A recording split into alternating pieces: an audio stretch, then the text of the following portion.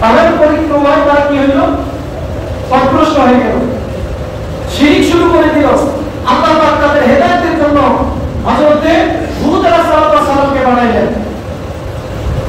হযরত হুদ আলাইহিস সালামকে তাদেরকে বলেন, ইয়া কওমি ইবুদুল্লাহ মা লাকুম মিন ইলাহিন গায়রুহু সুবহানাল্লাহ।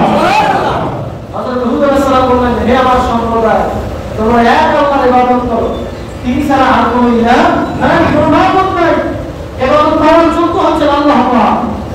সম্মানিত ভাইরা, জাতির লোকেরা তারা বলে যে বাবাটা কি, এক আল্লাহর ইবাদত করবো মানে এক আল্লাহর ইবাদত আমরা করবো না। হযরত হুদ আলাইহিস সালামকে তারা তিরস্কার করলো। হযরত হুদ আলাইহিস সালামকে তারা ডাক দিয়ে বলল, হে হুদ, তুমি আমাদের কাছে তো কোনো প্রমাণ নিয়ে আসো নাই, তো তোমার মুখের কথায় আমরা এতগুলো খোদার ইবাদত করি আর এগুলো আমরা বাদ দেবো তোমার মুখের কথায়, এমনটা ভাবো আমরা না।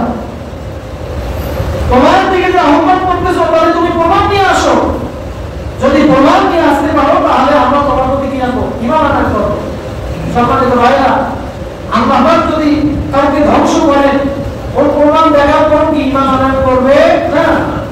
খাতামাল্লাহু আলা কুলুবিহিম। হযরত হুদ আলাইহিস সালাম যখন তাদেরকে বললেন যে তোমরা শিরক ছেড়ে দাও, আল্লাহর ইবাদত করতেই করো, তখন তারা বলল, ক্বালু ইয়া হুদ মা জিতানা বিবাইয়িনাতিন ওয়া মা নাহনু বিযালিকা আলিহাতিনা মিন ক্বাবলিক। হে হুদ, আমরা তোমার মুখের কথায় আমাদের যে ইলাহগুলো আছে এদেরকে আমরা পরিত্যাগ করব, তোমার মুখের কথা আমরা পরিত্যাগ করব না। আমাদের কি প্রমাণ দেখাও, তোমার কাছে কোনো প্রমাণ আছে? তুমি যে এক আল্লাহর ইবাদত করতে বলতেছো। ভাইরা আমার, হযরত হুদ আলাইহিস সালাম বলেন, দেখো তোমরা যদি আল্লাহ পাকের ইবাদত করতে না করো তাহলে আল্লাহ পাক তোমাদেরকে ধ্বংস করে দিবেন, আল্লাহ পাক তোমাদেরকে শাস্তি দিবেন। ভাইরা আমার, এক পর্যায়ে তারা হযরত হুদ আলাইহিস সালামের কাছে শাস্তি চেয়ে বসেছে। সংক্ষেপে শুরু করুন ভাইরা। দেখেন, পৃথিবীর ওই সময় তারা সুপার পাওয়ার ছিল, তারা এতই ক্ষমতাবান ছিল, তাদের যত বড় বড় রাজপ্রাসাদ ছিল ভাইরা, তাদের যত সম্পদ ছিল, সম্পদ পাওয়ার পরে তারা আল্লাহকে ভুলে গেছে। বড় বড় অট্টালিকা তারা নির্মাণ করত, নির্মাণ করার পরে তারা বলতো, এইটা আমাদের বড় বড় অট্টালিকা।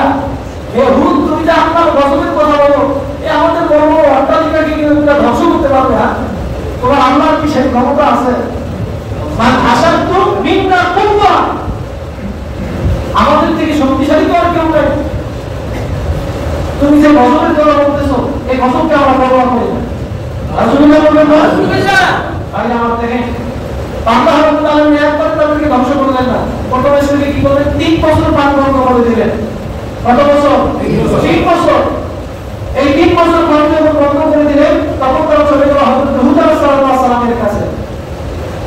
নবীর কাছে গিয়ে বলে যে আল্লাহর ভয় করব, 3 বছর তো বৃষ্টি হচ্ছে না, আর আপনি বলেন না আমরা কি করব? সুবহানাল্লাহ বলেন না, আমরা কি করব বলেন না? হযরত হুদ আলাইহিস সালাম বললেন, ইয়া কওমি ইস্তাগফিরু রাব্বাকুম সুম্মা তুবু ইলাইহি। সুবহানাল্লাহ। হে আমার সম্প্রদায়, তোমরা আল্লাহর কাছে ক্ষমা চাও, তার কাছে তওবা করো। এই দুইটা আমল যদি করতে পারো, ইউসিলিস সামা আলাইকুম মিদরারা, তাহলে আল্লাহ পাক আকাশ থেকে তোমাদের জন্য রহমতের বৃষ্টি বর্ষণ করবে। সুবহানাল্লাহ। ওয়া ইয়াজিদকুম কুওয়াতান ইলা কুওয়াতিকুম, এবং আল্লাহ পাক তোমাদেরকে শক্তিশালী করবেন। তোমাদের এখন যে শক্তি আছে এর থেকে আল্লাহ পাক তোমাদেরকে বেশি শক্তিশালী করবেন। সুবহানাল্লাহ। সুবহানাল্লাহ। সম্মানিত ভাইরা, আল্লাহর ভয় করুন। হযরত হুদ আলাইহিস সালাম তাদেরকে বললেন যে তোমরা ক্ষমা প্রার্থনা করো। মুফাসসিরিন কিরাম কেউ অর্থ করেছেন, এই ইস্তাগফির শব্দের অর্থ হচ্ছে এখানে আল্লাহ আমিনু বোঝাইতে চেয়েছেন। হযরত হুদ আলাইহিস সালাম তাদেরকে বুঝাইছেন যে তোমরা ঈমান আনো। কি আনো? ঈমান আনো। এখানে ইস্তিগফার শব্দটি ঈমান অর্থে ব্যবহার হয়েছে, ব্যবহৃত হয়েছে। তো যাই হোক, আল্লাহর ভয় করুন, তাদেরকে ক্ষমা প্রার্থনা করার কথা বললেন এবং তওবার কথা বললেন। তখন তারা প্রথম স্টেপে 6 জন মানুষকে কাবা ঘরে পাঠিয়ে দিল। বলেন তো কয়জনকে বানাইছে? 6 জনকে। এই 6 জন মানুষ গিয়া কাবা ঘরে তারা আল্লাহর কাছে না গিয়া তারা মূর্তির কাছে চাওয়া শুরু করছে। তারপর সেই সময় কি ছিল? মূর্তি ছিল। তারা মূর্তির কাছে চাইতে লাগলো। আচ্ছা বলে মূর্তির কি কোনো ক্ষমতা আছে? হ্যাঁ। পানি দেওয়ার মতো ক্ষমতা মূর্তির আছে? হ্যাঁ। এবার যখন বৃষ্টি হলো না, তারা ব্যর্থ হয়ে ফিরে আসলো। ভাইরা আমার, এখানে আরেকটা বিষয় বলি। এই যে 6 জন ব্যক্তি, এই 6 জন ব্যক্তির মধ্যে আমার 2 জন ছিল ইমানদার। 2 জন কি ছিল? ইমানদার। একজনের নাম হচ্ছে মাজিদ, আরেকজনের নাম হচ্ছে লাতি। তারা গোপনে গোপনে ঈমান আনছিল, গোপনে গোপনে ঈমান এনেছে।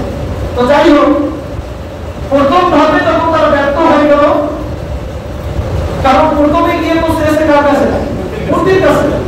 মূর্তির কি পানি দেওয়ার ক্ষমতা আছে ভাইরা? নাই। ব্যর্থ হয়ে ফিরে আসছে। আসার পরে আমার তারা দ্বিতীয় ধাপে পাঠাইল 70,000 মানুষকে। কত হাজার মানুষ? 70,000 মানুষ।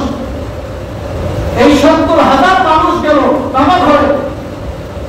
যাওয়ার পরে এই 70,000 মানুষের প্রধান হচ্ছে কিল বিন ইনাস।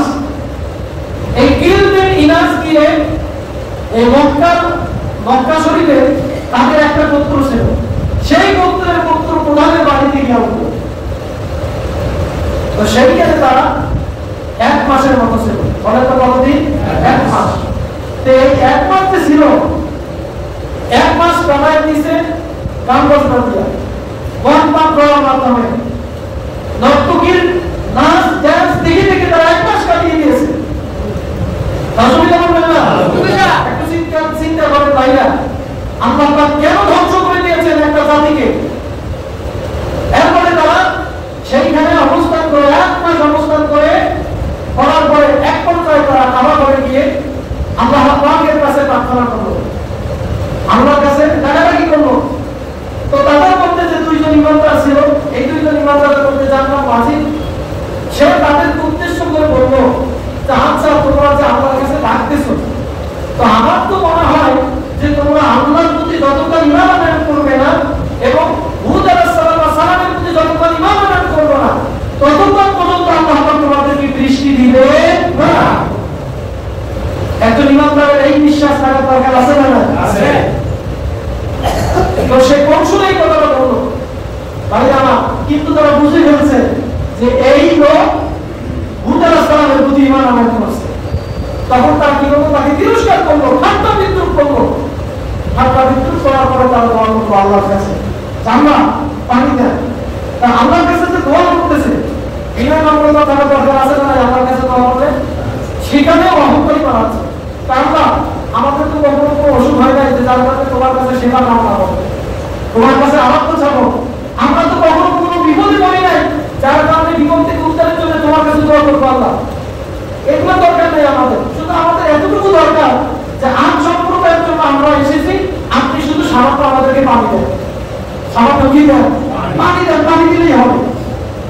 আল্লাহ 3টা মেঘমালা তার মাথার উপরে নিয়ে আসলেন। কয়টা মেঘমালা? 3টা।